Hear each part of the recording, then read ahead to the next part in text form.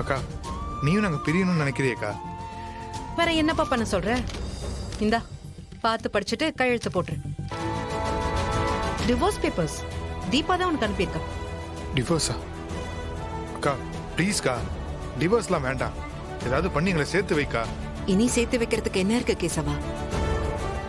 இந்த குடும்பத்துல இருக்கிற அத்தனை பேரும் சேர்ந்து முயற்சி பண்ணி பார்த்துட்டோம். நீ எங்க பேச்ச கேக்குறதா இல்ல, நீ திருந்துறதாவும் இல்ல. அப்படி இருக்கும்போது நாங்க எப்படி சேர்த்து வைக்க முடியும்? சான்ஸ் இல்ல. தீபாவே இதை கொடுத்திருக்கானா, அவ எந்த அளவுக்கு விரக்தியா இருந்திருப்பா. உன்னால எவ்வளவு ஏமாற்றத்தை சந்திச்சிருப்பா. இல்லனா காதலிச்சு கல்யாணம் பண்ணிக்கிட்டவன பிரியணும்னு நினைப்பாள கேசவா? நீ அவளை அவ்வளோ காயப்படுத்திருக்க. அக்கா நான் அப்படி எதுவும் பண்ணலக்கா. ஐயோ, அதுதான் உண்மை கேசவா. முதல்ல வாழ்க்கைனா என்னன்னு கொஞ்சமாச்சும் புரிஞ்சுக்க.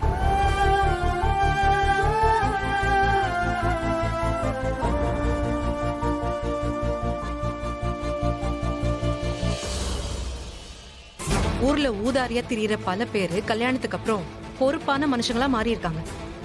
ஆனா நீ கல்யாணத்துக்கு முன்னாடியும் ஊதாரியா தான் இருந்த, கல்யாணத்துக்கு அப்புறம் அதை விட 100 மடங்கு ஊதாரி ஆயிட்ட. காதல்னா என்ன, வாழ்க்கைனா என்ன, புருஷன் பொண்டாட்டி உறவுனா என்ன, எதுவுமே உனக்கு தெரியலையாடா?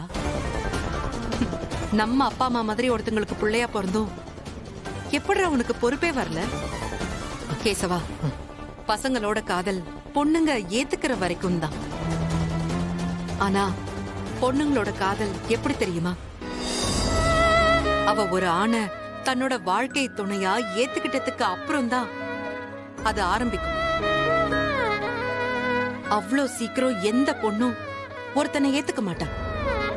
அப்படி ஏத்துக்கிட்டா முழுசா தன்னை ஒப்படைச்சிட்டான்னு அர்த்தம்.